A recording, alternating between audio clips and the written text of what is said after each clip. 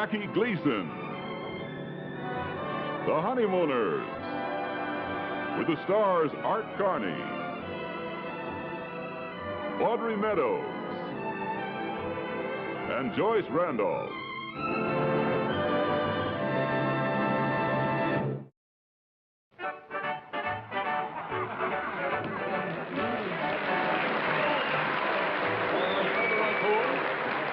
Brother Raccoon! Quiet, please, quiet. Oh, here he is. Brother Raccoons, as you know, we are gathered here for a very sad occasion. We are throwing this farewell party for one of our brothers, Brother Saxon here, who tomorrow night is walking the last mile. Duh. Because tomorrow night at this time, Brother Saxon will be a married man. Now, I think it only fitting and proper that we call on Brother Saxon to say a few words now, because this may be the last time he ever has a chance to open his mouth again.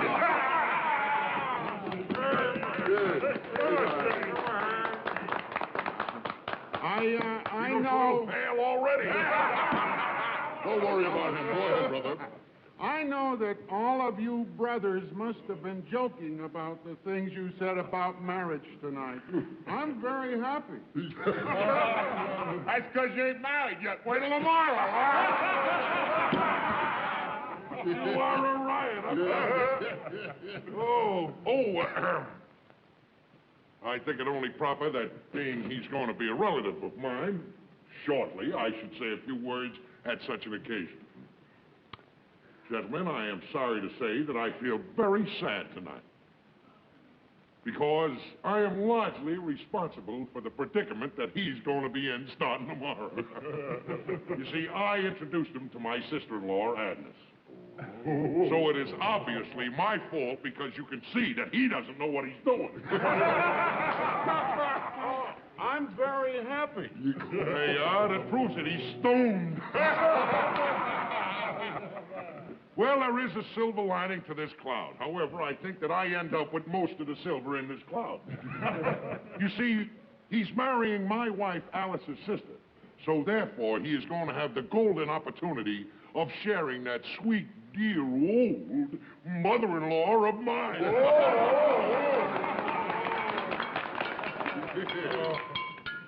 Gentlemen, not tonight. With your kind indulgence, Brother Raccoons, I'd like to propose a toast to Brother Saxon. A toast. Here is to you, Brother Saxon. May your life be rosy and bright.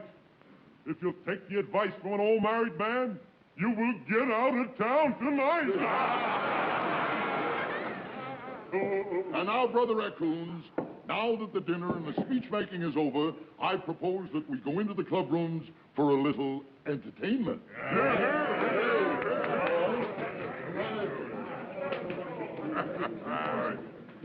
Stanley, you look a little frightened. Well, don't worry, we were only kidding you, pal. Married life's a great institution. It's all how you look at it. Are you, Agnes, all set up with the apartment? Well, not yet, Ralph. We won't need one for a while. You see, when we come back from our honeymoon, we're going to move in with Agnes's mother and father. Your what? We're going to move in with Agnes's mother and father. You can't do that, Stanley. You'll be making the biggest mistake of your life. Take it from me, I know. When Alice and I got married, we moved in with them, you know. Just for a short while, till I got on my feet and got straightened out. They were 6 of the most miserable years I ever spent in. You won't be allowed to make one decision by yourself. And they'll keep telling you that you're only a guest in a house. Oh, I don't know, Ralph. They seem like nice people. They seem like nice people? Sure they seem like nice people. Now they seem like nice people. Boris Karloff seems like a nice guy when he's dancing on a Red Skelton show, too, you know. You ever see him in Frankenstein? That's the real Karloff. And you'll meet the real relatives when you move into that house. But it's too late now, Ralph. Agnes has already made up her mind. Agnes has made up her mind? Agnes has made up her mind? What's the matter with you, Stanley? This is the USA, the 20th century. She made up her mind. Who cares if she made up her mind? Don't forget, you are the king. Because a man's home is his castle. And in that castle, you're the king. You're the king of your castle. But Agnes was very definite about it, Ralph. I don't want to argue. Well, if you don't want to argue, what are you getting married for? Stanley, if you take my advice, tomorrow afternoon when Agnes says I do, that is the last decision you allow her to make. From there on in, show her who wears the pants. Now, a little toast to Stanley. All right. Who is the king of his castle. To the king, to the king.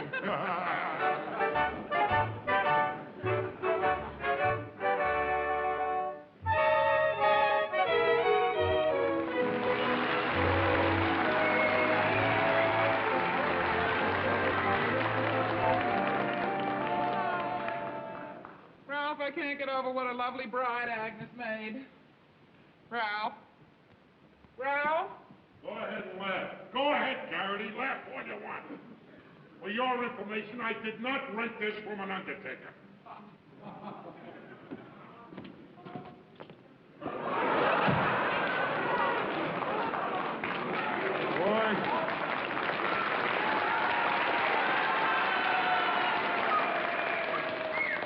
I want to tell you something. The neighbors that live in this house certainly kill me. You'd think they never saw anybody in a top hat before. Oh, they're just jealous, Ralph, because you look so good. You can say that again. I was just thinking, Ralph, what a beautiful bride Agnes made. Yeah, she did it that. Well, why shouldn't she? She's been practicing for 20 years. I never saw a dame so anxious to get married in all my life. Ralph, how can you talk like that? Agnes had plenty of chances. Stanley wasn't the only one who wanted her to get married. There were plenty of others. Oh, sure there were. Sure there were plenty of others. I can name 3 myself. A mother, a father, and a caterer. I didn't mean that, Ralph, and you know it. My pearls are caught again. Yeah. Agnes was just waiting for the right fella to come along. She was waiting for the right fella. Waiting for the right fella. Did you see what she did at the reception? Threw away her bouquet, and from force of habit, she ran and caught it herself.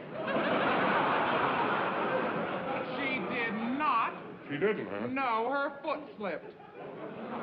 Her foot slipped. Wish my foot could slip like that. I'd be playing center field for the New York Giants.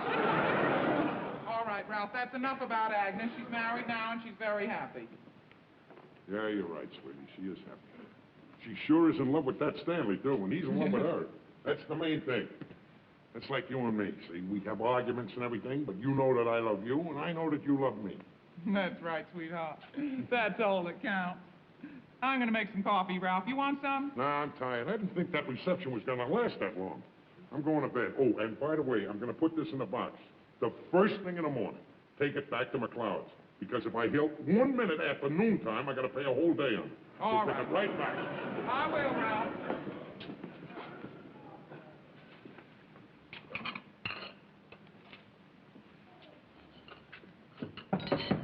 Come in.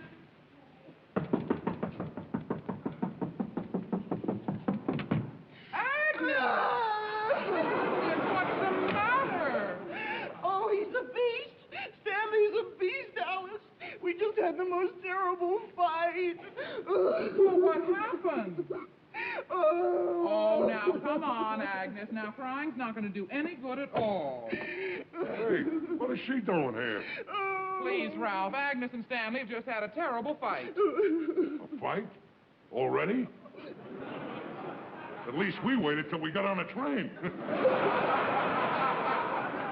Oh, Stanley's a beast, Ralph. He's a beast. I don't know whatever came over him. He was such a nice, quiet man. Anything I said he thought was wonderful. And now he's a beast. Well, what did he do? Well, after the reception, he just changed. He suddenly started talking crazy. He said we're not going to move in with Mother and that he was king of the castle. And then he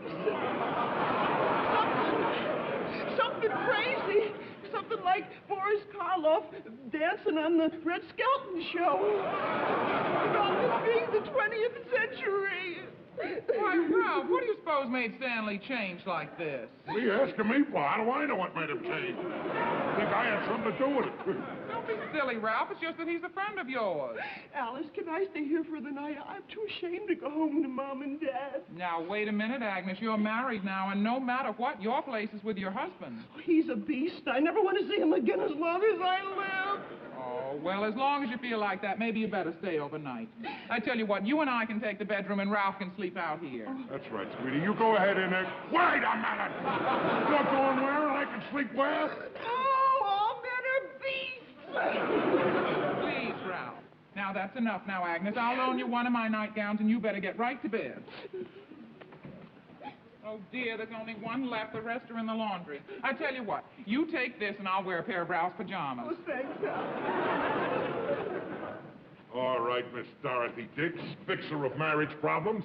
Fix my sleeping problem. Well, why don't you bring the cot up from the cellar? I can't because the cot is busted in the cellar. Well, Ralph, can't you sleep on something out here? Sure I can. Sure, bring the bed from in there, put it out here, and I'll sleep out here. Don't worry, there's plenty of places to sleep here. I can sleep in the sink if you want me. Not only can I get a good night's sleep, but I can wash up at the same time. Even sleep in the oven or in the icebox. I got it. I'll sleep with my head in the oven, my feet in the icebox. Then I'll have a hot head and cold feet. Just to break the monotony, I'll switch around every hour or so. Ralph, it's only for a night. Now, by tomorrow morning, Agnes will see things differently. This is a very crucial point in their marriage, Ralph. Why? If we send her back to Stanley now, she may never get over this. Well, why must we always get people together? Why doesn't somebody get us together? Why do I have to sleep in the kitchen? Well, Ralph, if you don't want to do that, there's only one other thing that I can think of to do. Well, if you got something else to do, tell me and we'll do it. All right, we'll just put our coats on, get dressed, and go over and talk to Stanley and find out what made him change and started this whole thing. All right, let's go. We'll go over and we'll put it to him. What made you...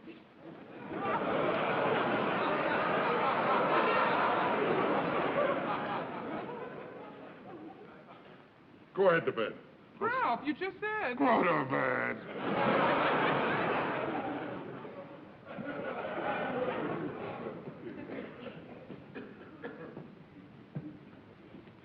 I got a big mouth.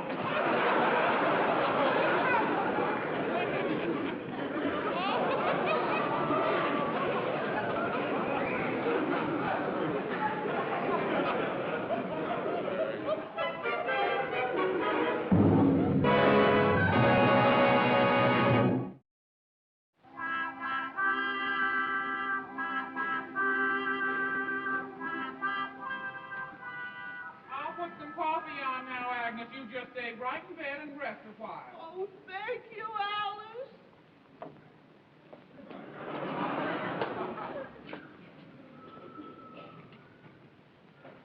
Ralph! Ralph! Yes. Time to get up. Mm-hmm. Time to get up. Mm-hmm. Oh.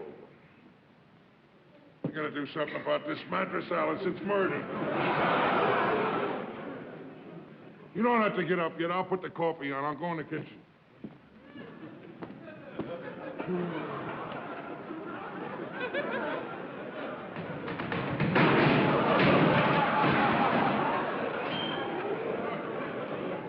Ralph! What happened? I fell down the stairs. That's what happened. What is the bedroom doing in the kitchen? Aha. Has she gone? Alice, could I borrow one of your dresses? Oh, sure, Agnes. Try the blue one. I think that one will fit you. Yeah, you can wear one of my suits, too, if you want to. Hey there, Uppy boy. That's a good word.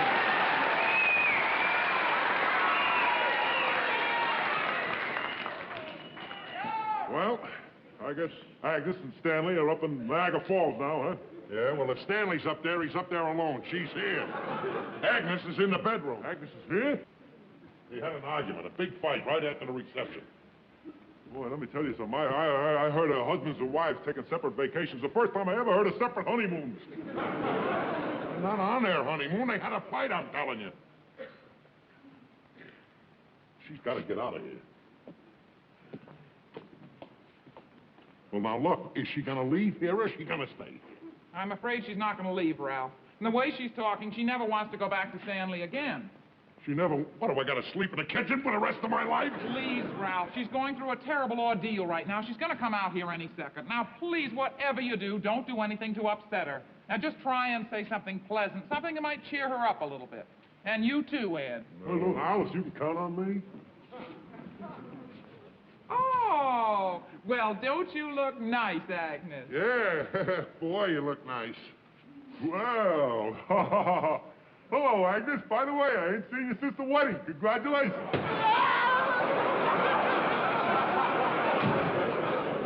What's the matter with you? Well, Alice said to be cheerful, didn't she? Oh, it's not his fault, Ralph. It isn't, huh? Well, something's got to be done, and she's got to get out of here. I'm telling you that. What did they fight about? Well, why don't you tell me? Maybe I can think of something. What did they fight about? Ed, that is the strange part about this whole thing. You know what a quiet and mild person Stanley's always been all his life. Well, do you know that right after the wedding he changed? Well, nobody knows what happened to him. They got in an argument over moving in with my mother, and he absolutely refused. Then he started to rant and rave and carry on about how he was going to wear the pants in the family, and he was king of the castle, and how mad at the boss was going... Oh, wait a minute. King of the castle, that strikes a bell. Now, wait a minute. King, I heard that... Why don't you go home, Norton? No, wait a minute. Wait, King of the castle. I heard that someplace. Now, just a minute. I'll tell you, if I can think of where I heard it, it'll make clear up this whole thing. King of the castle. I got it right in the back of my head. What'd you do that for? You said you had it in the back of your head. I was trying to get it out. Who cares where you heard it or what it was? Doesn't make any difference what kind of an argument we had. Our problem is to get her back with him. I got it. First of all, she thinks Stanley's a beast because he started to boss her around, right? Want to be the master of the household, the head of the whole thing. That's why she thinks he's a beast, right? All we have to do is make Agnes believe that all husbands are that way, and she'll think he's normal, and she won't think he's a beast. What are you talking about? Look, tonight we invite Stanley over here for supper. We don't tell her anything about it. Now, I'll come home from work. As soon as I come in, I'll walk right up to you, and I'll start giving you orders. Do this, do that, do this, do that. And you say yes, sir, and no, sir, and do all that. And she'll see what goes on. She'll realize how husbands are, and she won't think Stanley's a beast. Good. I can help out, too. I'll come downstairs a little later, and I'll say that I gave Trixie some orders to do, and she did them because she agrees with me that a man is boss of the house, huh? Beautiful. Oh, it's the silliest thing I ever heard of. It is? Well, if you've got a little better solution to this, go ahead. Tell me about it, we'll do it. Well, that part of it's just plain crazy.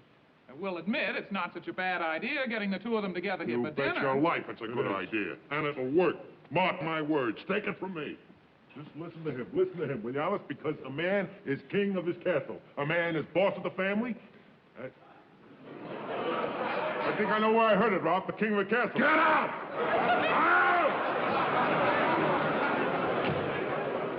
What's the matter with you, Ralph? What did you chase him out of here for? I just don't want him around here, that's all. Now, about tonight. We'll have some roast beef, mashed potatoes. We get some peas and carrots. Yeah. Make some of that gravy. Excuse me, I just wanted to tell you one thing where I heard that line about king of the castle. I heard it in the Robin Hood motion picture. Richard the Lionhearted said it to Friar Tuck.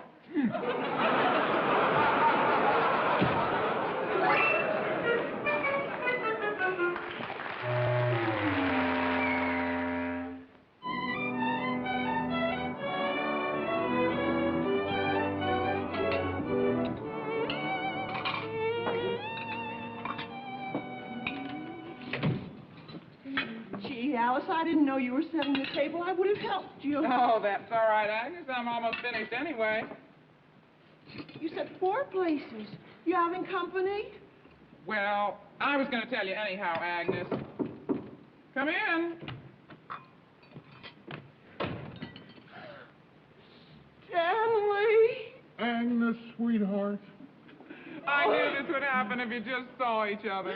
Oh, Stanley, I'm so happy. I never should have left you, not even for a minute. Can you ever forgive me? Forgive you? It was all my fault, darling one.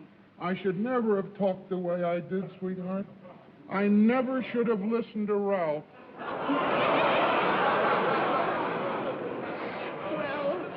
Well, that's all past now, sweet face. We're together again, and that's what counts. Stanley, what was that you just said about listening to Ralph? I never should have listened to him, Alice. The other night at the bachelor party, he was telling me I should lay the law down about moving in with Agnes's mother and father, and that I should let Agnes know right away that I was king of the castle and boss of the family. How dare he interfere like that? Oh, I knew it couldn't be Stanley's fault. It's all your husband's fault, Alice. Oh, just wait until he gets home. No, he's a beast. Well, I see that you're home. I didn't think you'd get here so soon. Back together again, eh? I'll be with you in a minute. Now, look here, Alice. As you know that this is my house, I can't see why we should have any discussion as to your understanding when I tell you to do something. Now, you know it's my house. You know that I'm the master of my house. And being the master of my house, I'm the one that gives the orders. I gave you an order. The master gave you an order this morning. But as I look around, I see that my order from the master wasn't carried out. Now, the master's wife is supposed to obey. Why didn't you obey and have my robe and slippers laid out so that when I come home from a hard day's work, they're there for me to slip into conveniently? Tut, tut, none of your feeble excuses. I can see that you're ashamed of yourself. The master forgives you. I'll not say another word about it. Just run in there, get my robe and slippers, and I'll call the whole thing off. The master has spoken.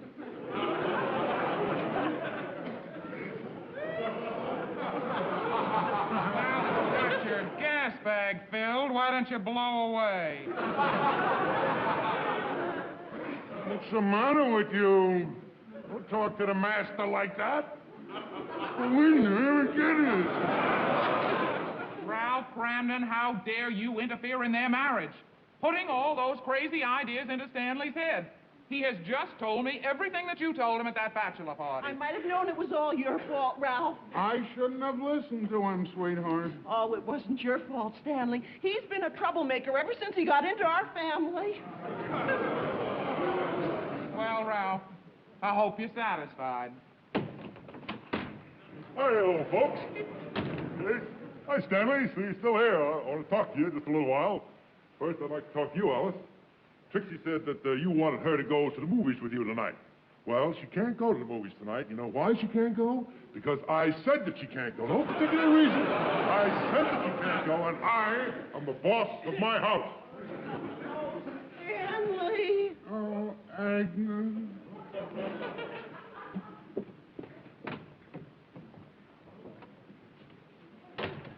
Alice, I had no idea it worked so fast. Would you mind leaving the premises? All right. I see that it's another one of your well-calculated plans that went to pot.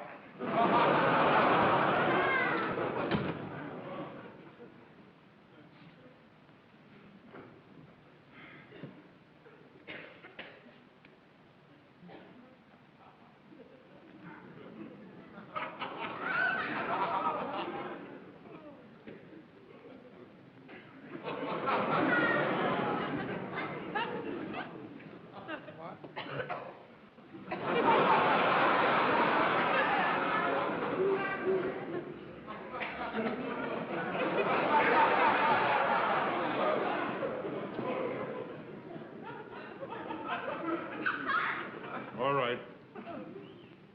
I did it again. I did it again with my big mouth.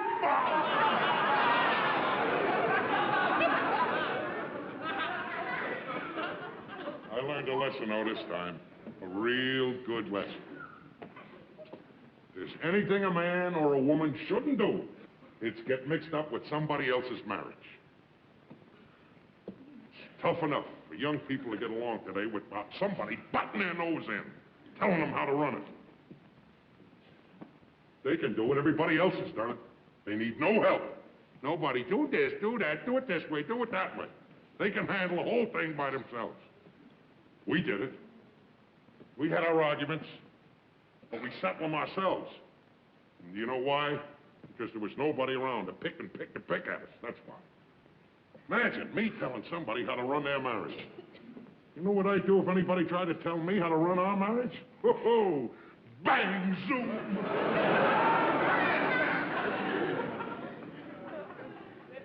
I'm sorry, sweetheart. I'm sorry. That's all right, Ralph. Baby, you're the greatest.